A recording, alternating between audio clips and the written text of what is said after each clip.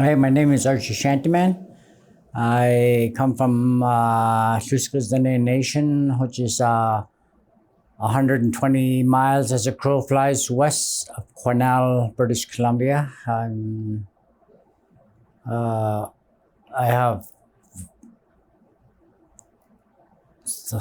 there's 5 of us siblings that are still surviving. My mom and dad had passed on, and my grandmother and my grandfather had passed on. So I guess I'm the next generation of being a grandfather, well, elder. Yeah, my journey to more of my travels, my journey stems from, coming out of the mountains, eating, fresh caribou and dry meat and harvesting what we need from the land up there. And then, I was a meat eater, and then I got to residential school and I became a sugar eater. So, it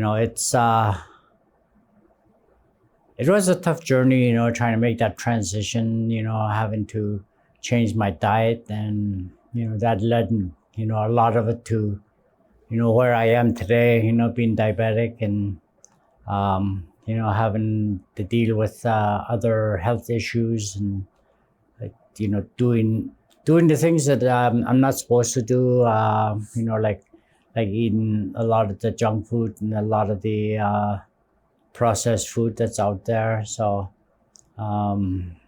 nowadays I'm trying to work on my diet because I believe that, it makes me feel better when I'm in that state of mind. Years ago, I remember, we were in a team and wagon, and we used to go to places where we do making fences and buck fence and stuff like that, snake fence. And we used to camp out, and this was just like once a month. We used to go to town, go to the whatever store, and I find that I was eating a lot of sweet stuff back then. And I remember, laughing at some of the elders when they put sugar in in the coffee or tea, that they would put these big heapings of tablespoons, not teaspoons, tablespoons. And we used to say, "Oh, you're going to get diabetes." Like, we didn't know how to say diabetes, but it was called diabetes. And then when I got diagnosed in 2017, I really didn't want to share anything with my family because I was so ashamed, because I had believed that I would never have any medical problems, and trying to, kind of lead a clean life in my eyes, not in the Creator's eyes, but in my eyes. It was difficult to hide that shame.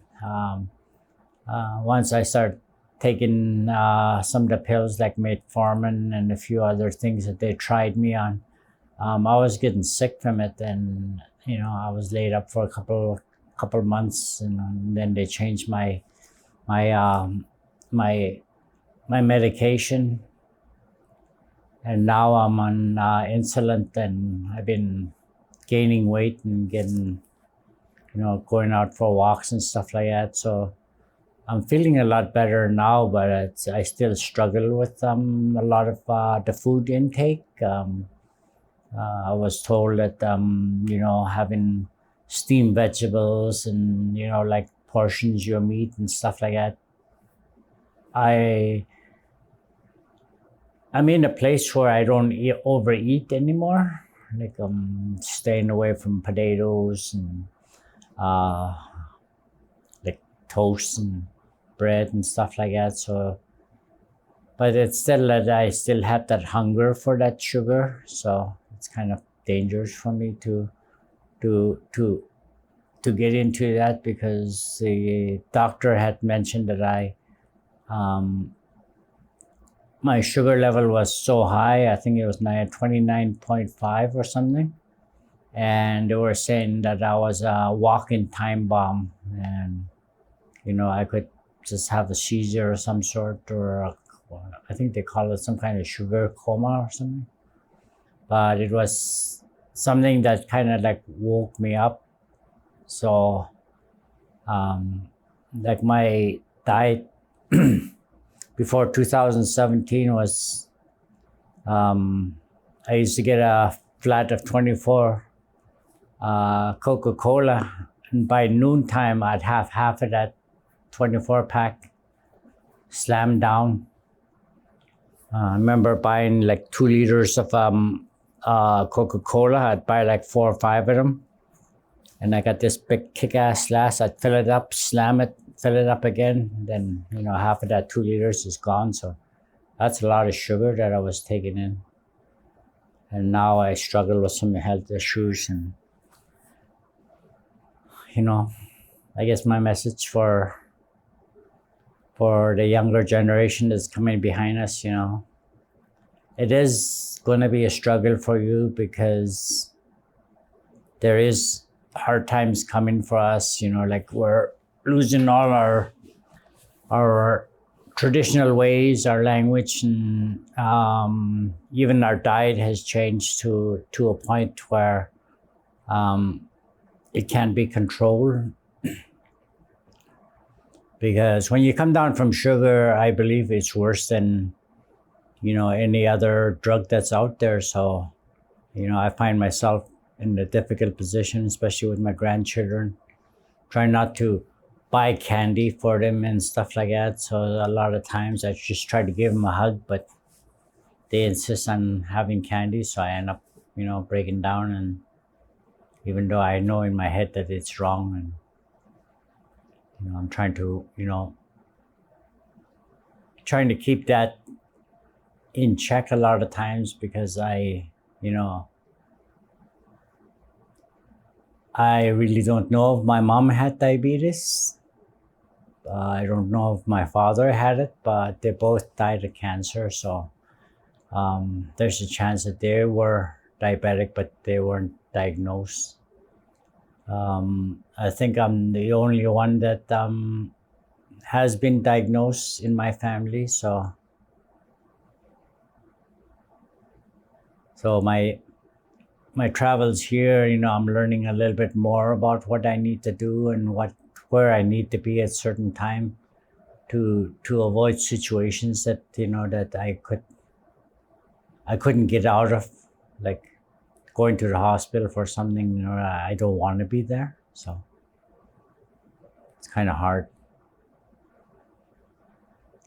But on the laughing matter, I told the doctor, I walked in and the doctor sets me down and he looks at my sugar level, and I think it was at that time was like 19.5, 19.3 or something. And that's when they were trying to change my medication. And I told the doctor, he says, the reason I got diabetes is that I have too much sweet woman in my life, and I need a bitter one to balance me out. But he didn't find that funny. So it's like, okay. But, having to be sitting here and sharing what I have, for anybody that's listening, that we could change those things if we put our mind to it, and what we need to do, at that point in time.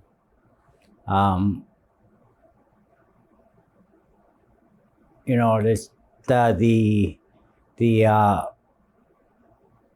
terminology of water underneath the bridge doesn't mean that you got to keep doing it. We have to look forward to our future, and just imagine what your grandchildren are going to be dealing with when the time comes. So, okay, all to you guys out there for the 20th anniversary. My heart goes out to you, each and every one of you, for the volunteers. I believe that you are the ones that making this things happen.